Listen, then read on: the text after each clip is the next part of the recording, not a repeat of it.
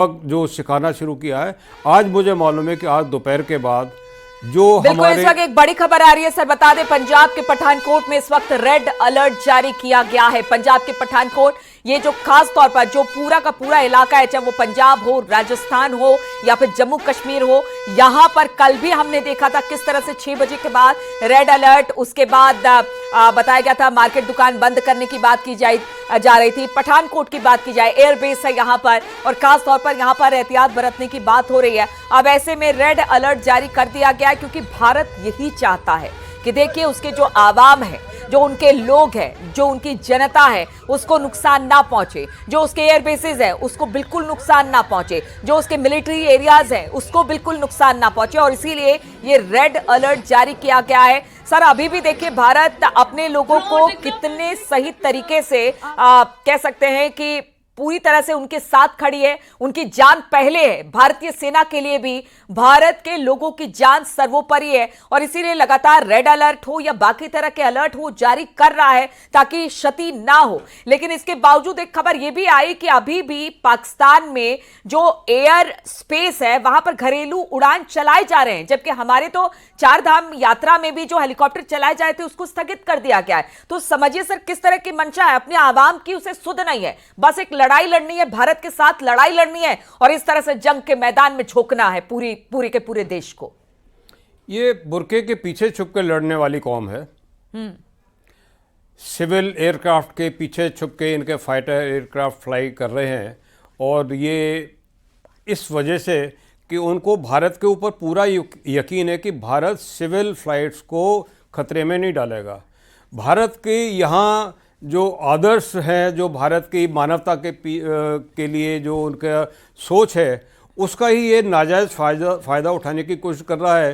क्योंकि वही था कि महाभारत में भी प्रकरण था कि शिखंडी को इसलिए बार बार अभयदान मिल गया क्योंकि जो हमारे महारथी थे उन्होंने कहा था कि हम स्त्री पर कभी हाथ नहीं उठाएंगे। बिल्कुल। तो शिखंडी को हमने माफ़ कर दिया। ये शायद ये सोच रहे हैं कि सिविल एयरक्राफ्ट के पीछे इनके फाइटर एयरक्राफ्ट छुप के वार करने की कोशिश करेंगे, लेकिन ये नहीं जानते कि हम जिनको अभयदान देंगे उनको अभयदान हमारी गारंटी के साथ है और जिनको मरण दान दे दिया उनका मरना अवश्यंभावी है। कितना भी पीछे छुप के ये लड़ाई लड़ रहे हैं, लेकिन हमें अब ये तकनीक मालूम पड़ गई कि बुरके के पीछे लड़ने वालों को कैसे हैंडल किया जाता है। बिल्कुल, और तस्वीरें भी कुछ हम आपको दिखा रहे हैं, अपने दर्शकों के लिए लेकर आए हैं, जो अलग अलग हमले रात में हुए। बताया जा रहा है कि 4 बड़े राज्यों के 26 शहरों में ये हमले, 26 अलग अलग जगहों पर ये हमले हुए हैं। अब उसके जो टुकड़े हैं वो सुबह मिल रहे हैं। किस तरह से भारतीय सेना में हवा में ही इन सब ड्रोन्स को तबाह किया है, जो मिसाइल हैं उनको तबाह किया है, उनके सेल्स अब दिखाई दे रहे हैं।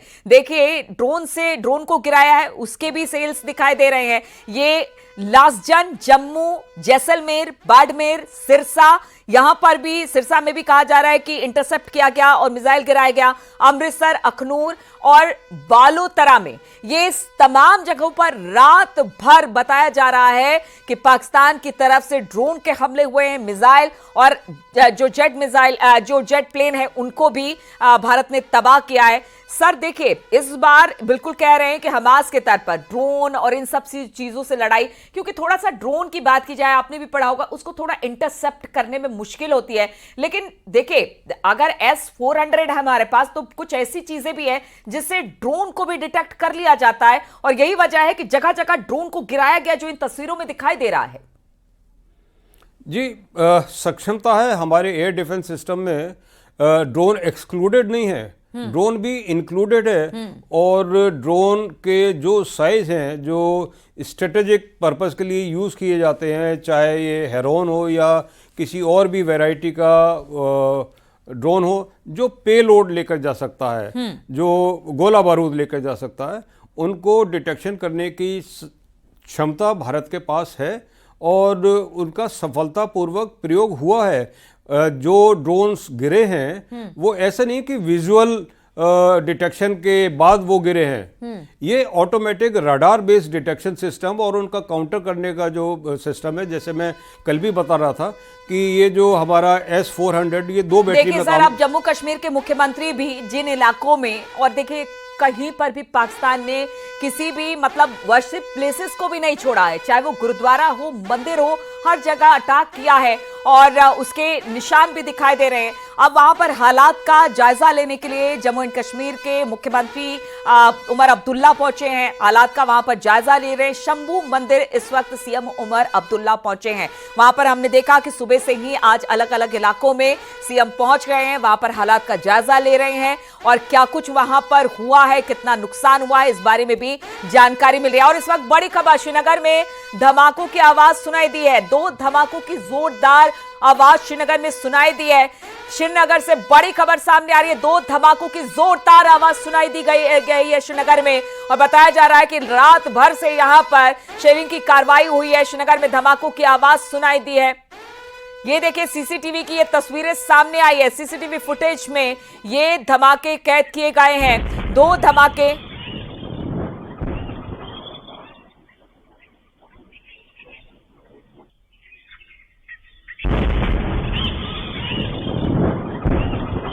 आप देखिए वहां पर लगे हुए सीसीटीवी हमने क्यों आपको सुनाया, ये धमाकों की आवाज है। श्रीनगर में धमाकों की आवाज सुनी गई है। आज सुबह की ये तस्वीर है, आपसे कुछ देर पहले की बताया जा रहा है कि ये तस्वीर है। 2 धमाके वहां पर सुने गए हैं, जो कि सीसीटीवी जो वहां पर लगा हुआ था उसमें इन धमाकों की आवाज सुनाई दी है। तो सर अभी भी देखिए धमाके लगातार जबरदस्त तरीके से बॉर्डर एरिया में शेलिंग हो रही है। इसके अलावा मोटार दागे जा रहे हैं, गोलीबारी की जा रही है, यानी अभी भी नहीं रुक रहे हैं। आप समझिए कि इनकी क्या मंशा है, ये चाहते हैं कि भारत युद्ध में उतरे, क्या ऐसी मंशा है क्या इनकी?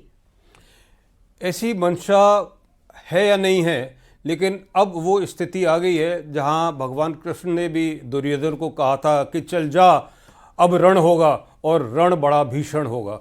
तो ये स्थिति अब है, रण होना है और बड़ा भीषण होना है। मैं आधी बात ही कह पाया था कि आपकी ब्रेकिंग न्यूज़ चल गई। मैं ये कह रहा था कि आज दोपहर के बाद की कार्रवाई आप देखिए, रात की कार्रवाई देखिए और कल सुबह जब हम फिर मिलेंगे तो हम बताएंगे कि भारत ने क्या भीषण से भीषणतम उत्तर दिया है। पाकिस्तान की जो हिमाकत है इसका समुचित जवाब, अभी तो हमारे पास जो पहला डेक है उसका पहला कार्ड हमारा बाहर निकला है। धीरे धीरे अब ये एस्केलेट करते जाएंगे और मैं अभी भी उम्मीद कर रहा हूँ कि इन्फेंट्री इन्वॉल्व ना हो। अभी जो काम चल रहा है वो हाइब्रिड वारफेयर के कुछ जो एलिमेंट्स हैं उनका ही हम इस्तेमाल कर रहे हैं। अल्टीमेट लड़ाई तो तब मानते हैं जब इन्फेंट्री का भी उसमें इस्तेमाल हो जाता है, आर्मर्ड रेजिमेंट सपोर्ट देती है और हेवी आर्टिलरी भी साथ में होती है। वो स्थिति ना आए, क्योंकि वो स्थिति आने का मतलब ये है कि पाकिस्तान में अभी तो वैसे ही तबाही हो रही है उनके हम जो। और राजस्थान के बाड़मेर से भी इस वक्त सर अलर्ट आ गया है, वहां पर भी लोगों को कहा गया है कि आप घरों के भीतर रहे।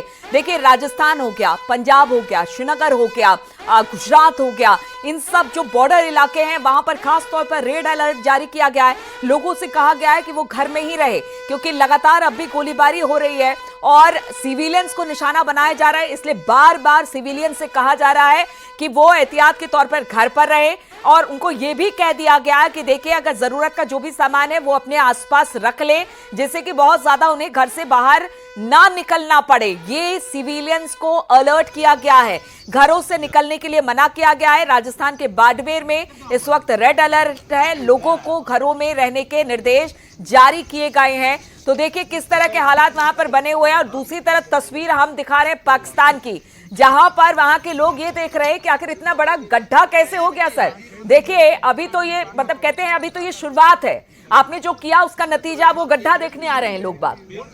ये हमारी मानवता के प्रति कृतज्ञता है पाकिस्तानी लोगों के लिए। गड्ढा ना खोदें, कुछ पानी भी आ जाएगा वहां, क्योंकि हम तो पानी बार बार छोड़ते हैं और रोकते हैं। तो पानी जब आएगा तो पानी को ये इकट्ठा करके रखें, पीने के काम आएगा। और जब ज़्यादा शर्म आएगी तो चुल्लू भर पानी से ज़्यादा पानी है, डूब कर मर जाए। ये बेगैरत इंसान है। अभी जो देख रहे हैं आगे आगे उनको इसका इस्तेमाल करने के तरीके भी दिमाग में आएंगे।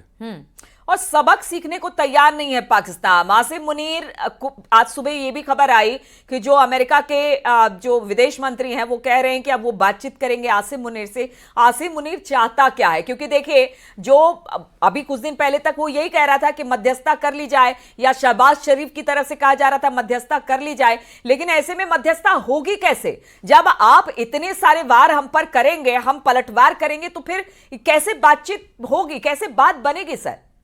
अब सवाल वही आता है कि स्टेटमेंट मैंने भी वो देखा था जिसमें लिखा था कि पाकिस्तान के सेनाध्यक्ष से बात करेंगे, लेकिन पाकिस्तान के सेनाध्यक्ष का नाम नहीं बताया, उसमें लिखा नहीं है उस प्रेस विज्ञप्ति में। बिल्कुल। तो अब पता नहीं कि आसिफ मुनीर या जनरल ख्वाजा है, कौन बैठा है उस गद्दी पर, लेकिन बात करेंगे तो क्या अब ये अमेरिका ये तो कह सकता है शट अप, हमें बदनाम मत करो, तुम्हें उड़ाना नहीं आता, F-16 को गिरा दिया जाता है और तुम्हारी बेशर्मी और नालायकी की वजह से हमारे अच्छे भले हवाई जहाज की बदनामी हो रही है। तो उनका तो चिंता होना और उनका इसके बारे में कंसर्न होना तो स्वाभाविक है।